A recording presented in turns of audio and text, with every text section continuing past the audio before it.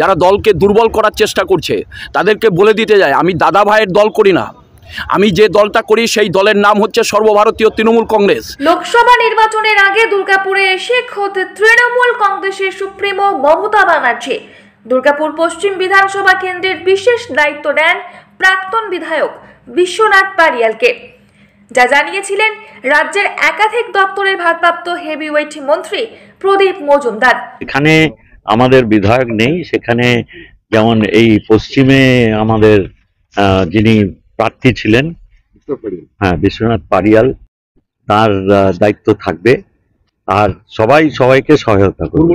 আর তারপর শনিবার দুর্গাপুরের বেসরকারি কারখানা পিসিবিএল গেটের সামনে তৃণমূল কংগ্রেসের শ্রমিক সংগঠনের ঝান্ডা লাগিয়ে কারখানার ম্যানেজমেন্টের সাথে বৈঠক করেন পশ্চিম বর্ধমান জেলা তৃণমূল কংগ্রেসের শ্রমিক সংগঠনের সভাপতি অভিজিৎ ঘটক।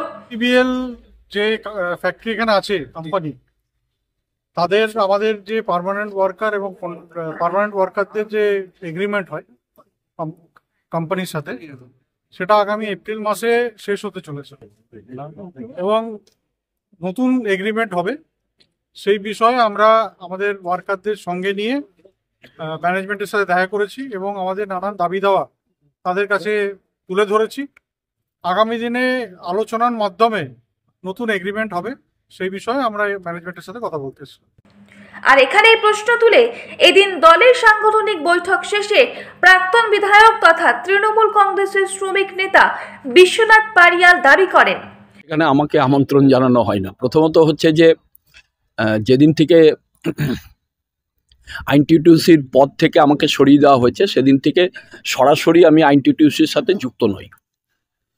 দল যেখানে যেভাবে নির্দেশ দেয় আমি দলের সেই নির্দেশটাকে মান্যতা দেওয়ার চেষ্টা করি।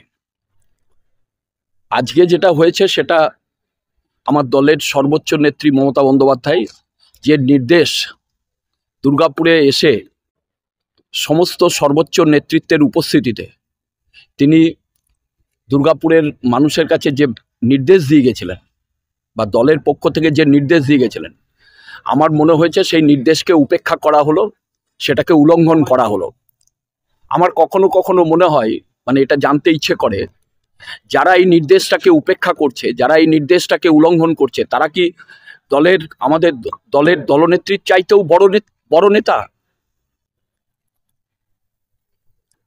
আজকের যে রাজনৈতিক কর্মসূচি সেটাই বারবার আমাকে ভাবিয়ে তুলছে, যে মনে হচ্ছে কোথাও যেন মনে হচ্ছে যে দলনেত্রীকে তার নির্দেশকে বৃদ্ধাঙ্গুলি দেখানো হচ্ছে।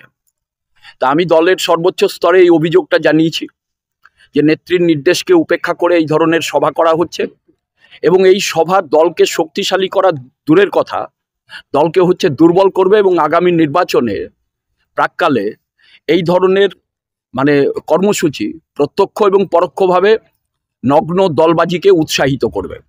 সেটা দলের পক্ষে কখনো ভালো হতে পারে না, দলের পক্ষে কখনো হচ্ছে যে উৎসাহ ব্যঞ্জক হতে পারে না। ওকে জিজ্ঞেস করুন তো ওর কাছে কোনো কাগজ আছে কিনা।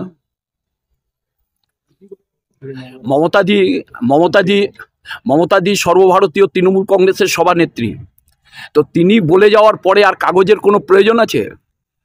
দলের দুজন হচ্ছে ক্যাবিনেট পর্যায়ের মন্ত্রী, সিনিয়র ক্যাবিনেট মিনিস্টার, দলের সভাপতি, দলের যারা হচ্ছে পশ্চিম বর্ধমান জেলার দায়িত্বপ্রাপ্ত নেতা এবং নেত্রী, তাদের উপস্থিতিতে যখন দায়িত্ব দিয়ে যায়, সেই দায়িত্বকে যারা চ্যালেঞ্জ করে তারা দলের কতটা শুভাকাঙ্ক্ষী আমার খুব সন্দেহ আছে।